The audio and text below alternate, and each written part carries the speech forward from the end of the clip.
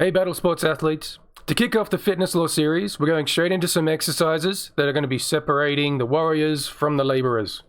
Of course, I'm talking about pull exercises.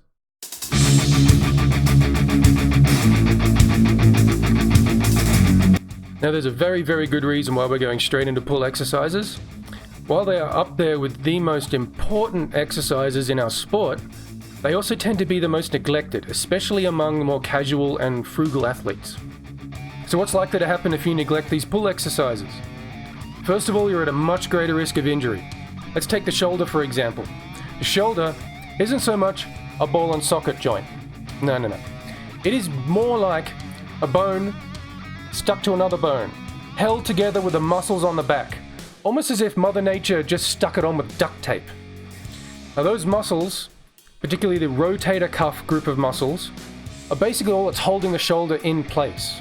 If those muscles become too weak or too long, you can imagine that joint, as it pulls away, it's going to come back in, and it could potentially pinch or even tear the muscles underneath. You're also at a greater risk of shoulder dislocation. Another potential problem is a postural abnormality.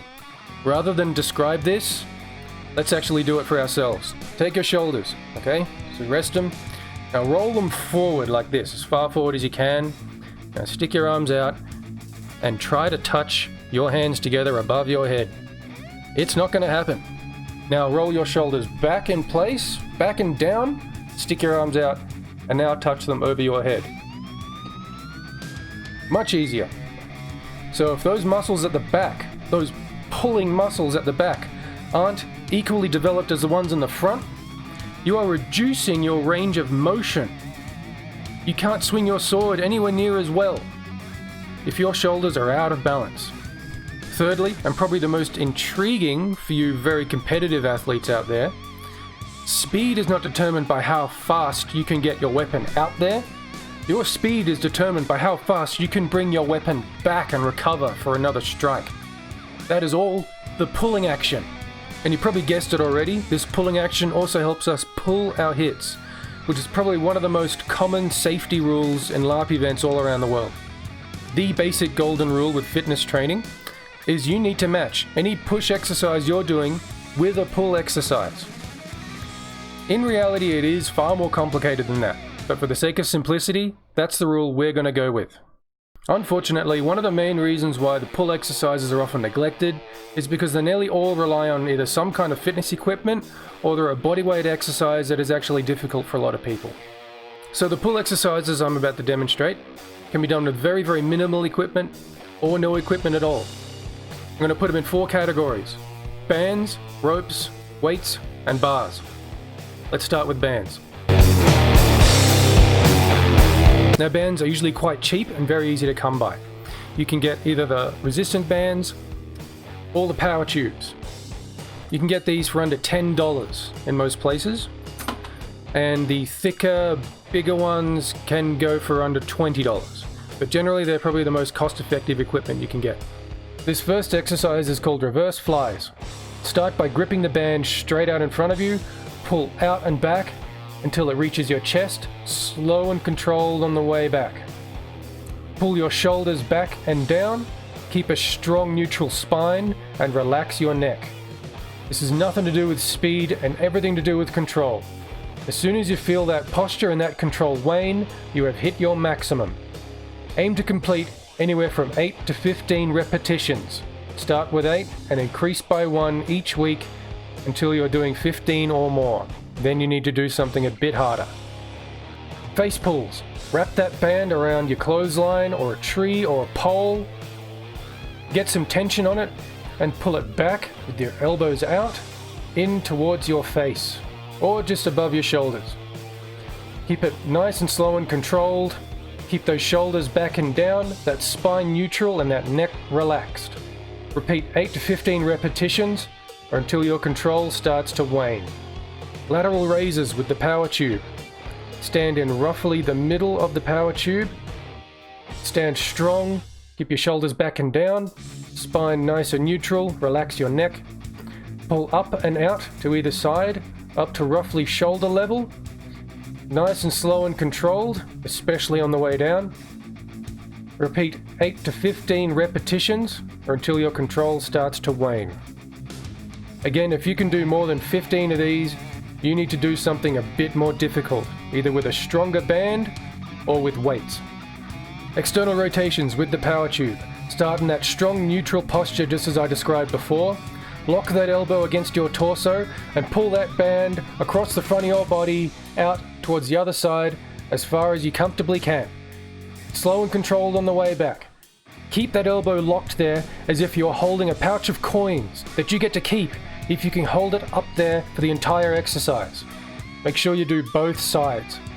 Repeat 8 to 15 repetitions.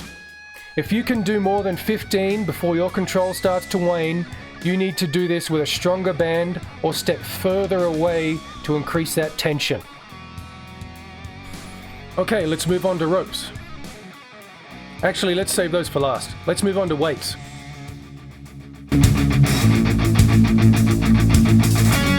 Dumbbell lateral raises. Keep that strong neutral spine and relaxed neck, shoulders back and down. Raise those dumbbells with arms relatively straight, slight bend in the elbows, up to about shoulder level. Keep it nice and controlled, especially on the way down. Repeat 8 to 15 repetitions. If you can do more than 15, up that weight. Bent over rows. You can do these with a barbell or with dumbbells if you've got some that are heavy enough.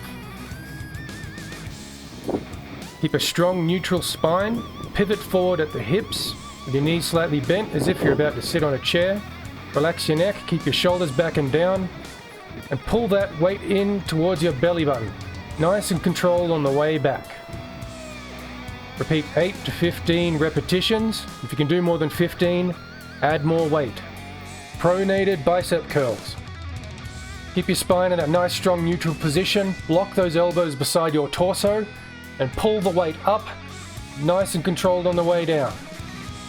With our grip facing downwards like this, we are directing that tension into our forearms. That's going to improve the strength and control of our sword strikes, and it's also going to improve our grip strength.